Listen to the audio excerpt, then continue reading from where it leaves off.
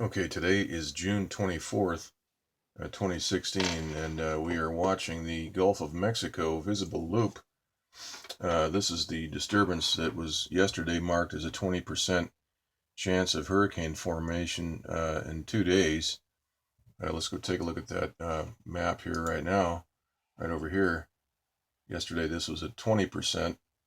Okay, today it's at 10%, and the reason is because this has been hit with microwave, and we're going to take a look at that here right now. Let's just stop the loop and we'll cue it up from the beginning.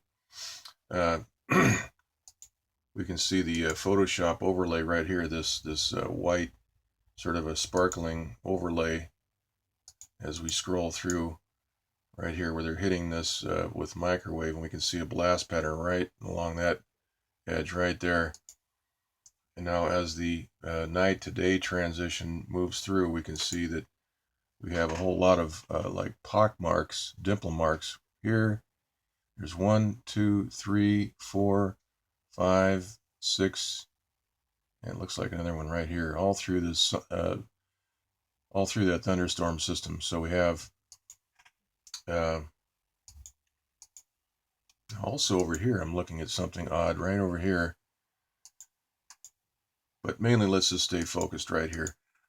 This is where the storm is being hit, this disturbance. So let's just watch what happens as we scroll to the next frame.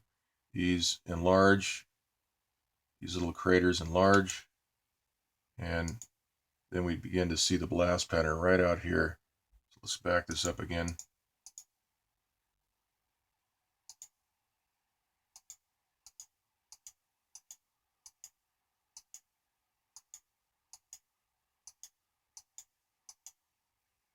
And so that microwave heating process superheats this storm, and it disrupts the organization of the thunderstorm, the convection, and the entire storm basically implodes, and we're left with a lot of steam and disorganized water vapor.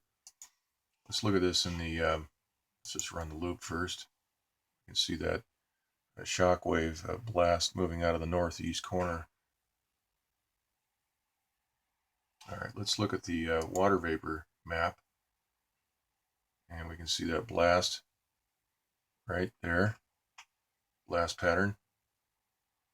And that's from the rapidly expanding water vapor shooting out of the center of the storm. And we have the color change. We can see the color change up here.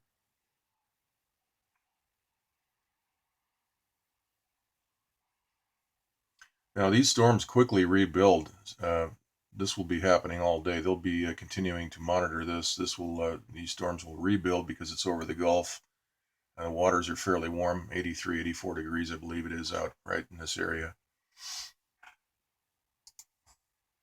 Here's the infrared loop. We can see the color change. We can see the blast pattern up here, mainly in this area. But also we can see a lot of violent activity here in the middle of the loop, right there. Sides blowing out from that superheated water vapor. Okay, let's go look quickly at the northeast Pacific water vapor loop.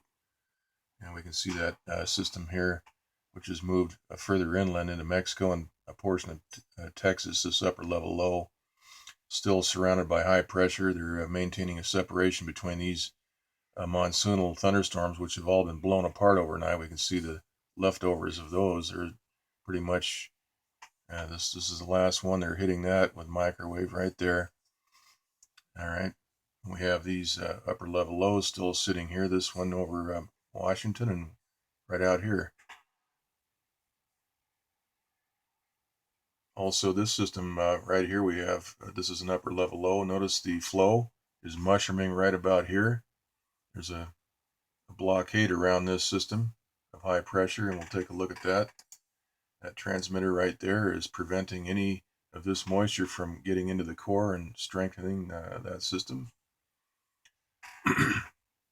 So this is how they prevent these upper level lows from gaining strength. They just surround them with high pressure. They put a transmitter right down on the core, which is descending air. They heat the core. The descending air counteracts the natural counterclockwise rotation of the low. low pressure system here in the northern hemisphere. Now in the southern hemisphere, these all spin the opposite direction. Low pressure spins in a clockwise manner in the southern hemisphere, but up here in the northern hemisphere, they always spin counterclockwise. Now we have this, like I say, this is a moisture field moving down from the west, or rather coming from the west Pacific here in a westerly, or rather easterly flow, and it's just walling up right here, mushrooming right into that high pressure that has been installed right near this core, right on top of that core.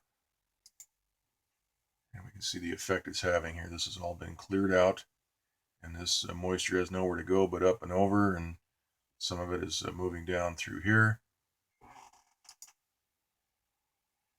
You can see that it's fairly well surrounded. Okay, that's pretty much the report for today, for this morning. But here's that system we were watching.